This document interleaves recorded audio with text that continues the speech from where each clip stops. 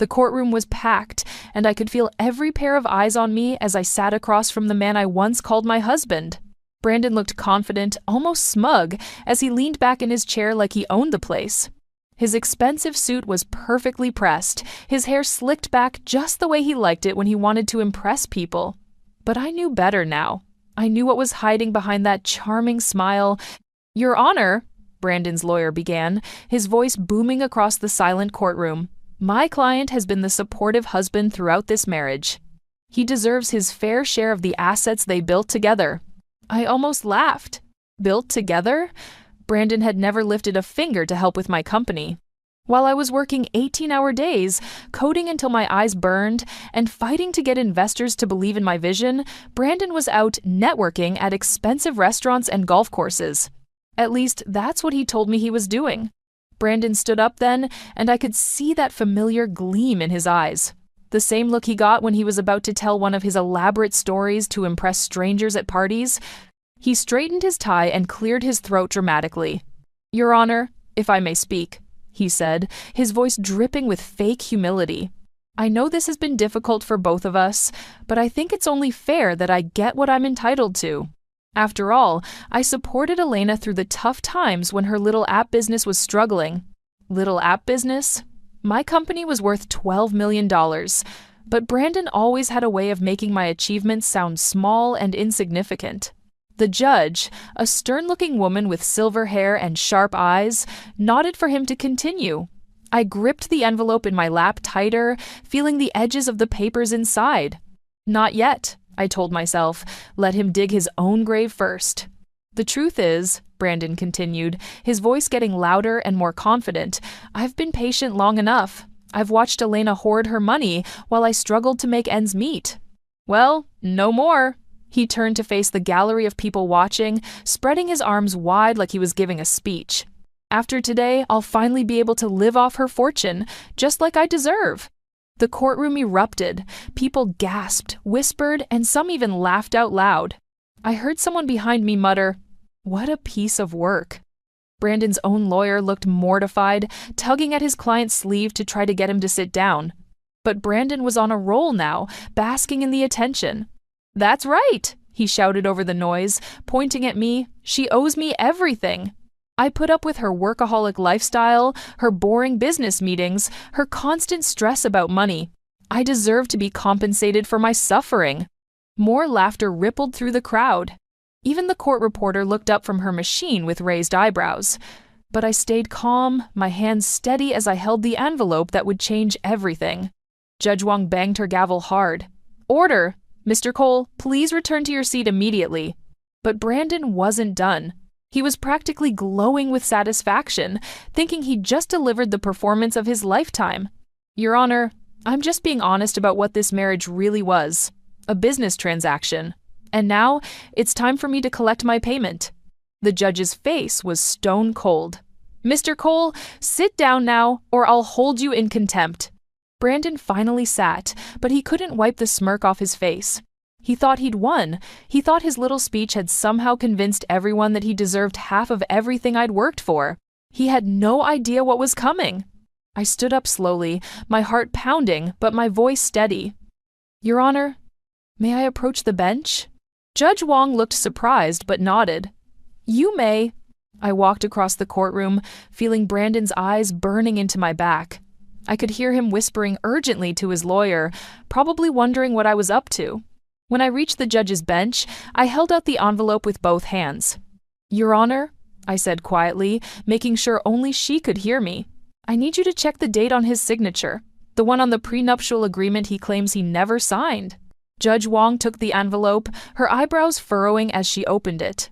I watched her face carefully as she pulled out the documents inside. Her eyes widened slightly as she read, then she looked up at me with something that might have been admiration. She looked back down at the papers, then at Brandon, then back at the papers again. Suddenly, her shoulders started shaking. A small chuckle escaped her lips, then another, until she was laughing so hard she had to cover her mouth with her hand. Behind me, I heard Brandon's chair scrape against the floor. When I turned around, his face had gone completely white. 3 years earlier, I never imagined I'd end up in a courtroom fighting for what was rightfully mine. Back then, I was on top of the world. My app development company had just landed its biggest client, and I was finally seeing the fruits of 5 years of nonstop work. The late nights, the rejected pitches, the times I ate ramen noodles for weeks straight because every penny went back into the business. It was all paying off. The charity gala was supposed to be a celebration. My friend Natasha had practically dragged me there, insisting I needed to get out of my office for once and actually talk to people who weren't programmers or investors. I remember standing by the champagne table in my one good dress, feeling completely out of place among all the wealthy donors and socialites. That's when I saw him.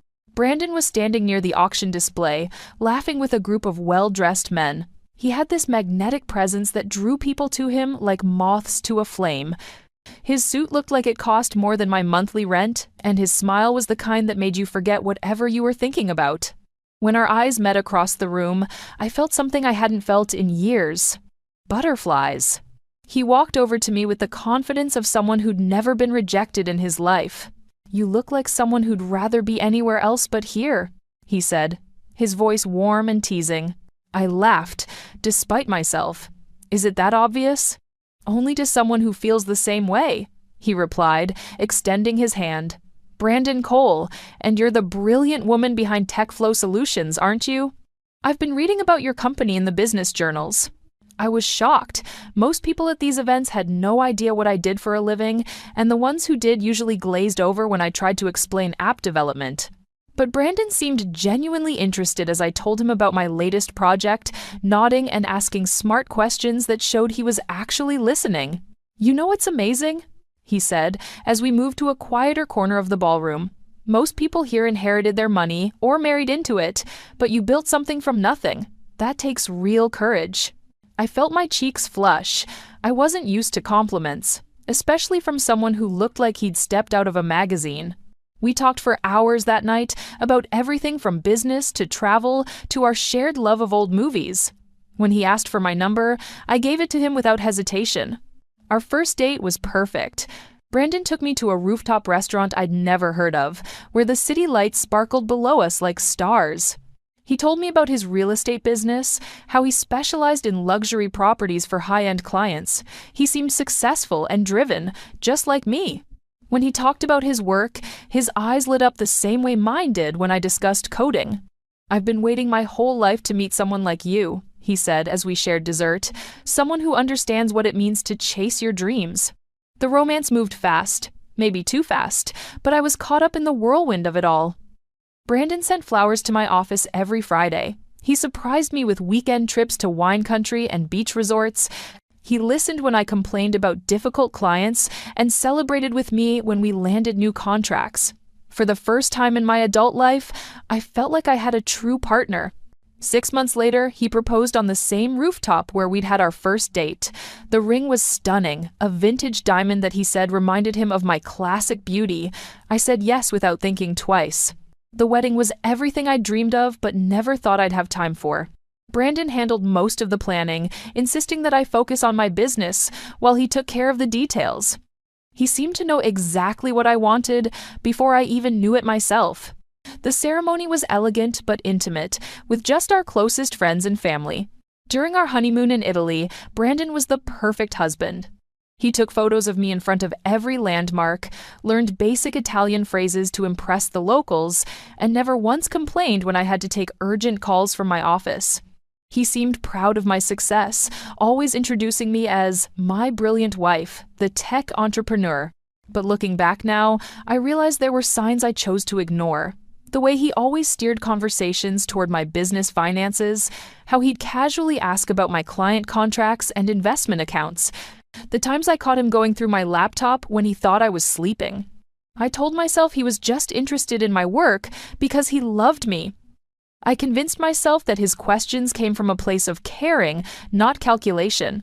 I was so grateful to have found someone who seemed to accept my ambitious nature that I overlooked the red flags waving right in front of my face. If only I'd known then what I know now.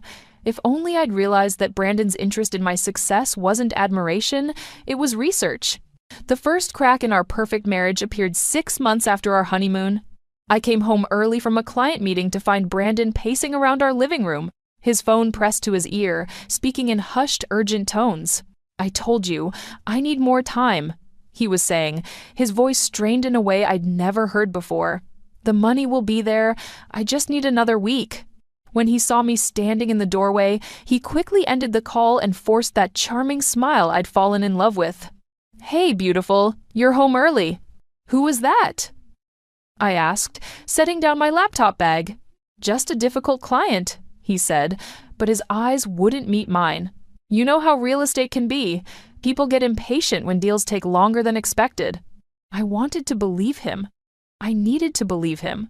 So I pushed down the uneasy feeling in my stomach and kissed him hello like nothing had happened. But the strange phone calls continued. Late at night, I'd wake up to find Brandon's side of the bed empty and hear his muffled voice coming from the kitchen or his office. When I asked about it, he always had an explanation ready. A client in a different time zone, an emergency with a property deal, a difficult seller who only returned calls after midnight. Then the bills started arriving. I found the first one by accident while looking for our insurance papers. A credit card statement with Brandon's name on it, showing a balance of $37,000. My hands shook as I read through the charges. Cash advances from casinos, online gambling sites, sports betting platforms I'd never heard of. When I confronted him that evening, Brandon broke down completely. He sat at our kitchen table with his head in his hands, tears streaming down his face. "I'm so sorry, Elena," he sobbed. "I never meant for it to get this bad. It started as just a little fun, a few bets here and there to blow off steam after stressful days." I sat across from him, feeling like the floor had dropped out from under me. $37,000, Brandon? That's not a little fun. I know, but I can fix this. I have some big deals coming through, and once they close, I'll pay everything off. I just need a little help to get through this rough patch. The way he looked at me then, with those puppy dog eyes that had melted my heart so many times before, I almost gave in. Almost. But something held me back. "How much do you owe in total?" I asked quietly. Brandon's silence told me everything I needed to know. When he finally spoke, his voice was barely a whisper. "About $200,000. I felt sick. $200,000. That was more than most people made in 5 years, and my husband had gambled it away without telling me. "I can't access that kind of money without affecting my business," I said, trying to stay calm. "And even if I could, how do I know you won't just lose it again?" That's when I saw a flash of something ugly cross Brandon's face. Just for a second, his mask slipped, and I saw anger there. Cold, calculating anger. "Your business," he said, his tone suddenly sharp. "It's always about your precious business, isn't it? What about your husband? What about our marriage?" "Our marriage?" I stood up, my own anger rising. "You lied to me for months. You've been gambling away money we don't have while I've been working myself to death to build our future." "Our future?" Brandon laughed, but there was no humor in it. "Elena, let's be honest here. This has always been about your future, your company, your success, your money. I'm just the accessory you parade around at business dinners." His words hit me like a slap. "That's not true, and you know it. Isn't it?" He stood up too, towering over me. "When was the last time you asked about my work? When was the last time you showed any interest in what I do?" I opened my mouth to argue, but the words wouldn't come, because deep down, I knew he had a point. I had been so focused on growing my company that I'd stopped paying attention to what was happening in my own home. "I'm trying to build something for us," I said weakly. "No, you're building something for you, and now that I need help, you're acting like I'm some kind of stranger asking for a handout." The fight went on for hours. Brandon alternated between tears and anger, between promises to change, and accusations that I didn't really love him. By the time we went to bed, nothing was resolved, and I felt like I was living with someone I didn't recognize. That night, as Brandon slept beside me, I stared at the ceiling and wondered how everything had gone so wrong so fast. The man I'd married seemed to have vanished, replaced by someone desperate and manipulative. I had no idea that this was just the beginning. The breaking point came 8 months later, on a Tuesday morning that started like any other. I was in my home office, reviewing quarterly reports, when I heard Brandon rummaging through the filing cabinet in our bedroom. Nothing unusual about that. We kept all our important documents there. But something about the urgency in his movements made me pause.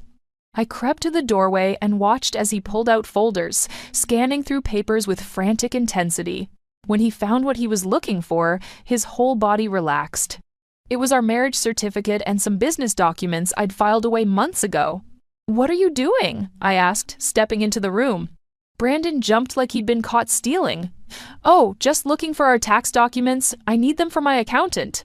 But I could see he was holding more than tax papers. In his hands were copies of my business incorporation documents, partnership agreements, and financial statements. Documents he had no reason to need. "Those aren't tax documents, Brandon." His jaw tightened. "I'm trying to get our finances organized." "Is that a crime?" "Our finances? These are my business documents." "We're married, Elena. What's yours is mine, remember?" The way he said it sent chills down my spine. There was something cold and calculating in his voice that I'd never heard before. That afternoon, I called my lawyer. Something was wrong, and I needed to understand what Brandon was really up to. What I learned made my blood run cold. He's been making inquiries. My lawyer, Patricia, told me over the phone, asking about community property laws, business asset division, and spousal rights to company ownership. "Elena, I think you need to consider that your husband might be planning something." "Planning what?" "A divorce. One where he gets as much of your assets as possible." I felt like I'd been punched in the stomach. "But he's the one with the gambling debts. He's the one who's been lying. That doesn't matter if he can prove he has legal rights to your business assets. And from what I'm seeing, he's been very careful about establishing those rights." That evening, I made the hardest decision of my life. I filed for divorce. When the papers were served to Brandon 3 days later, his reaction was nothing like what I expected. Instead of surprise or sadness, he smiled. Actually smiled. Well, he said, tossing the papers onto our kitchen counter like they were junk mail. "I was wondering when you'd finally grow a backbone." "What's that supposed to mean?" Brandon leaned against the counter, his arms crossed, looking more relaxed than I'd seen him in months. "It means the game is finally starting, Elena, and you have no idea what you've just walked into." "Game? Our marriage was a game to you?" "Our marriage was a business transaction," he said, his voice eerily calm. "I provided companionship and charm, you provided financial security. Now that the transaction is ending, it's time to settle accounts." I stared at him, trying to find any trace of the man I'd fallen in love with. "I don't even know who you are." "Sure you do. I'm the guy who's about to own half of everything you've worked for." He picked up the divorce papers and waved them at me. "See, while you were busy playing the brilliant entrepreneur, I was busy playing the long game." "What are you talking about?" Brandon walked over to his briefcase and pulled out a thick folder. "Remember when we got married? All those documents you signed without reading because you trusted me so much? Well, let me refresh your memory." He spread papers across the kitchen table. Marriage certificates, property agreements, business partnership documents I didn't remember signing. My signature was on all of them, but something felt wrong. "I never agreed to make you a business partner," I said, picking up one of the documents. "Oh, but you did. Right here, see?" He pointed to a clause buried in the middle of a dense legal paragraph. "You agreed that any business assets acquired during our marriage would be considered joint property." I read the document more carefully, my heart sinking with each word.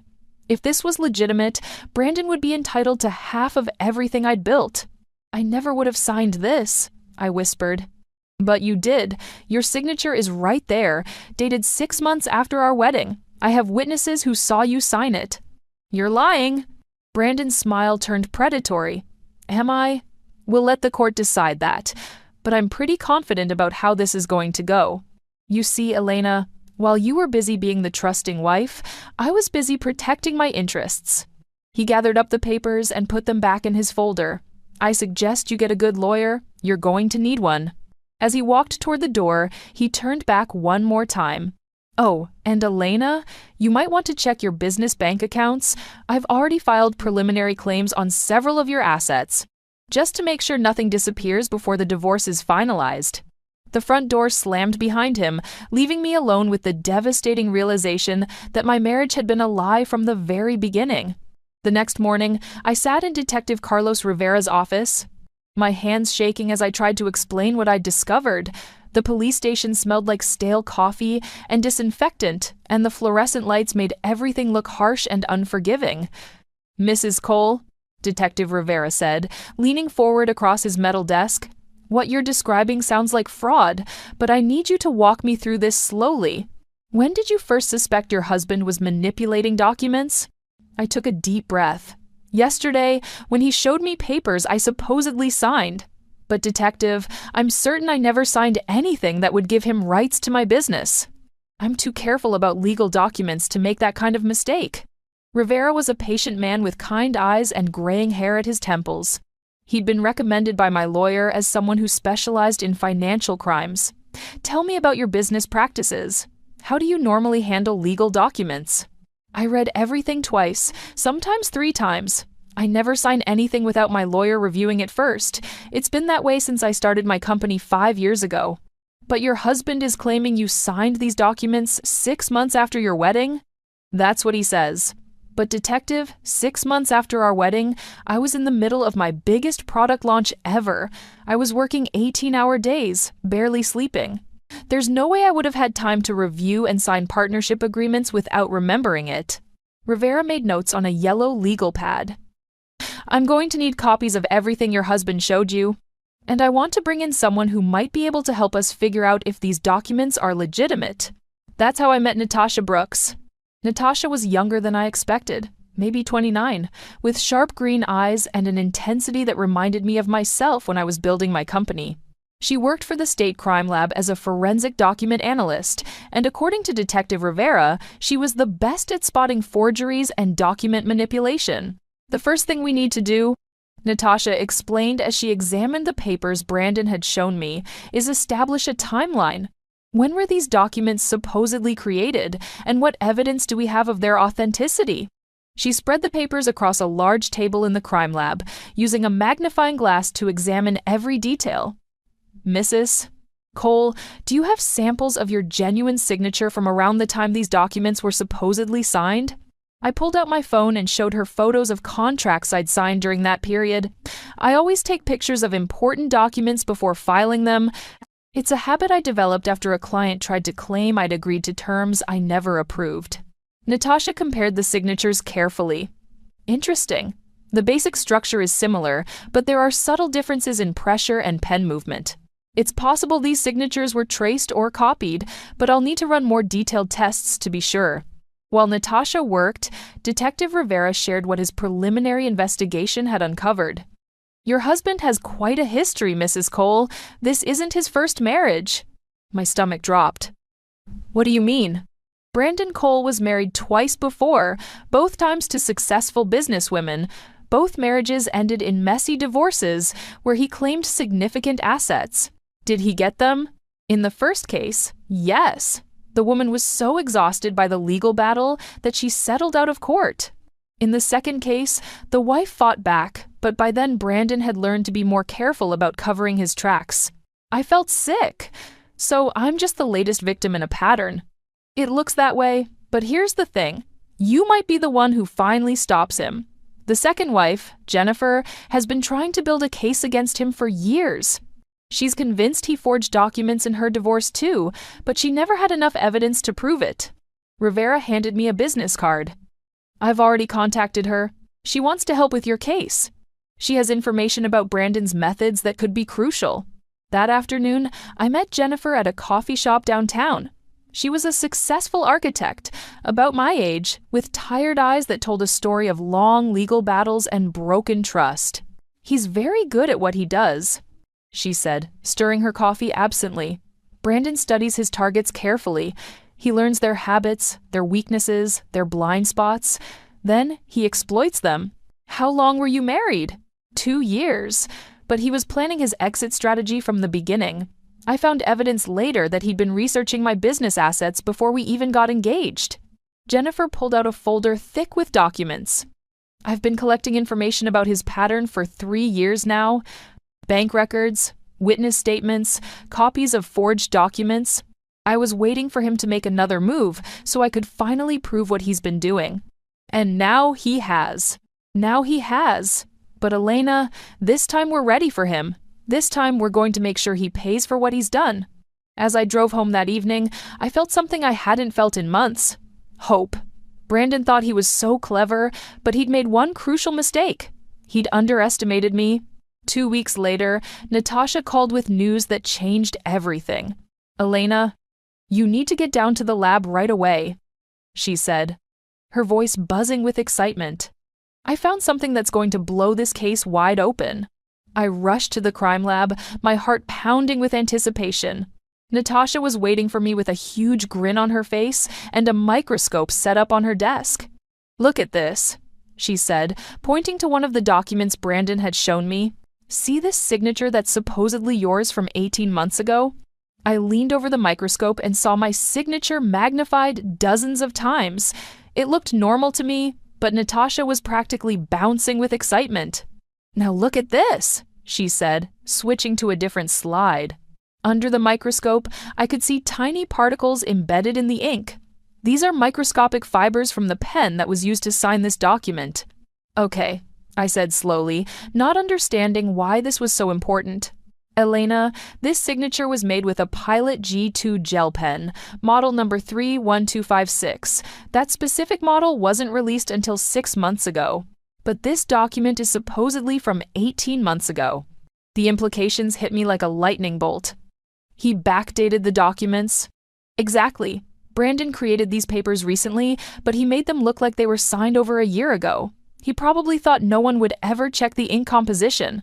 I stared at the evidence in front of me, feeling a mixture of relief and rage. This proves he forged my signature. It proves more than that.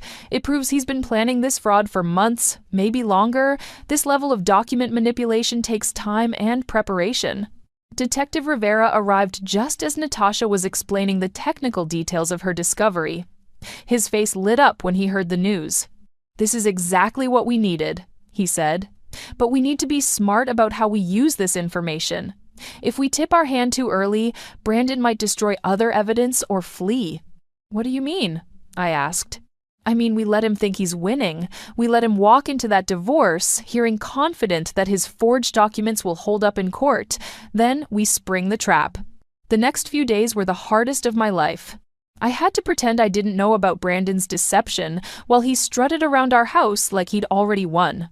He'd moved into the guest bedroom, claiming he needed space to prepare for the divorce proceedings, but I could hear him on the phone at all hours, probably coordinating with his lawyer. You know, Elena, he said one morning over breakfast, it doesn't have to be ugly between us. If you're reasonable about the asset division, we can make this quick and painless. I forced myself to stay calm. What do you consider reasonable? 50-50 split of everything. The house, your business assets, investment accounts. It's only fair, considering I supported you emotionally throughout our marriage. The audacity of it took my breath away. He was sitting there, calmly discussing how he planned to steal half of everything I'd worked for, using documents he'd forged with my signature. I'll think about it, I managed to say. Good, because if this goes to trial, things could get messy. Judges don't like it when spouses try to hide assets from each other. That evening, Detective Rivera called with an update. We've been monitoring Brandon's communications. He's been in contact with someone who specializes in creating false documents. We think he's done this before, possibly with his previous wives. Can you arrest him now? Not yet. We need to catch him in the act of presenting the forged documents in court. That way, there's no question about his intent to defraud. Jennifer came over that night to help me prepare for the hearing. She brought more evidence she'd collected about Brandon's pattern of behavior. He always gets overconfident right before the hearing. She warned me. He'll probably make some kind of dramatic speech about how he deserves your money. That's when his ego takes over and he makes mistakes. What kind of mistakes? He'll say too much. He'll reveal details about his planning that he should keep quiet. Brandon can't resist showing off how clever he thinks he is. We spend hours going over every detail of the plan. I would let Brandon present his forged documents first, let him make his case to the judge. Then, at the right moment, I would present the evidence that would destroy him. "Are you ready for this?" Jennifer asked as she was leaving. I thought about everything Brandon had put me through. The lies, the manipulation, the months of making me doubt my own memory and judgment. I thought about the other women he'd probably done this to, and the ones he might target in the future if we didn't stop him. "I'm ready," I said. The hearing was scheduled for the next morning. In less than 12 hours, Brandon would finally face the consequences of his actions. I barely slept that night, but it wasn't from nervousness. It was from anticipation. The morning of the hearing, I dressed carefully in my best navy suit, the one I wore to important business meetings when I needed to project confidence and authority.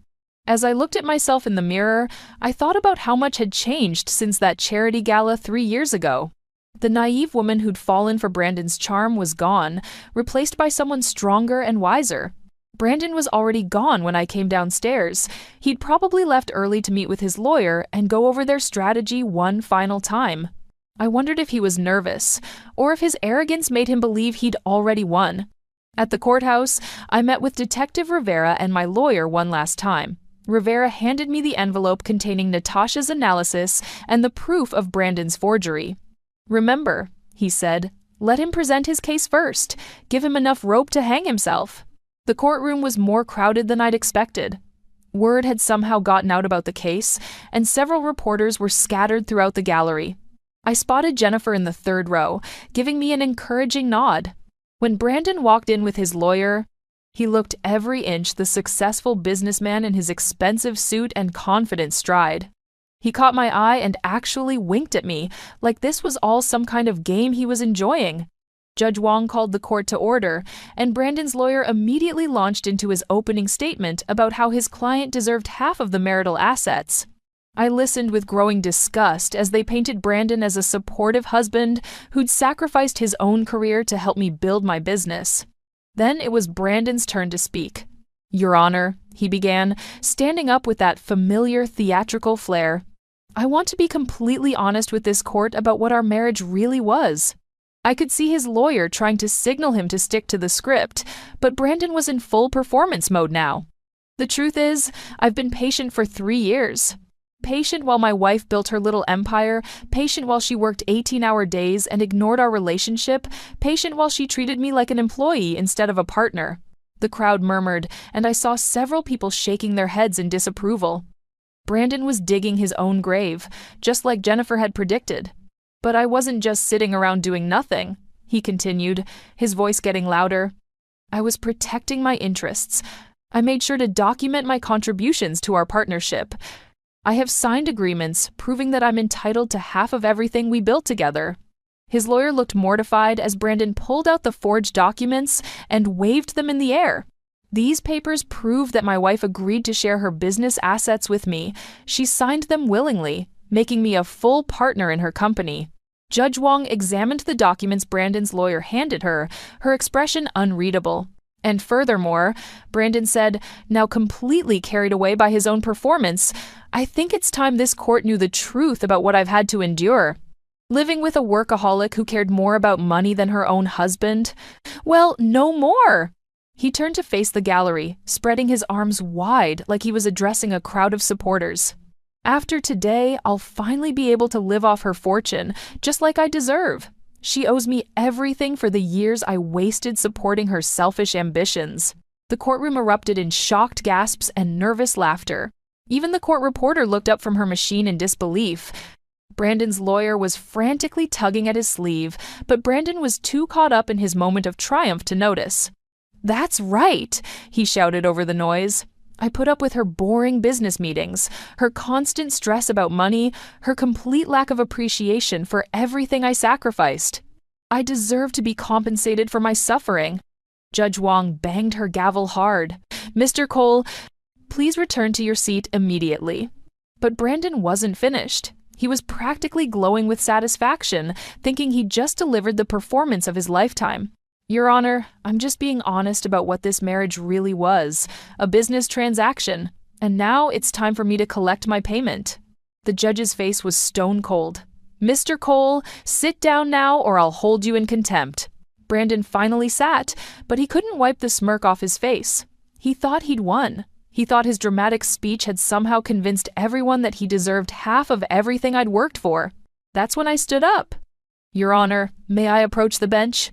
Judge Wong looked surprised but nodded. "You may." I walked across the courtroom, feeling Brandon's eyes burning into my back. When I reached the judge's bench, I held out the envelope containing the evidence that would destroy him. "Your Honor," I said quietly, "I need you to check the date on his signature, the one on the prenuptial agreement he claims he never signed. But more importantly," I continued, "I need you to look at the ink analysis of the documents he just presented, the ones he claims I signed 18 months ago." Judge Wong opened the envelope and began reading Natasha's report. Her eyebrows rose higher with each page.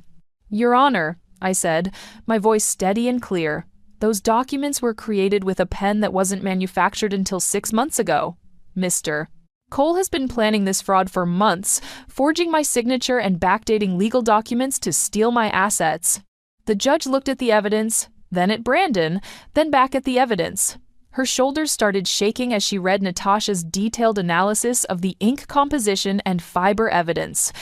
A small chuckle escaped her lips, then another, until she was laughing so hard she had to cover her mouth with her hand. Behind me, I heard Brandon's chair scrape against the floor. When I turned around, his face had gone completely white. "Mr. Cole," Judge Wong said, her voice cutting through the sudden silence, "you are under arrest for fraud, forgery, and attempted theft. Bailiff, please take him into custody."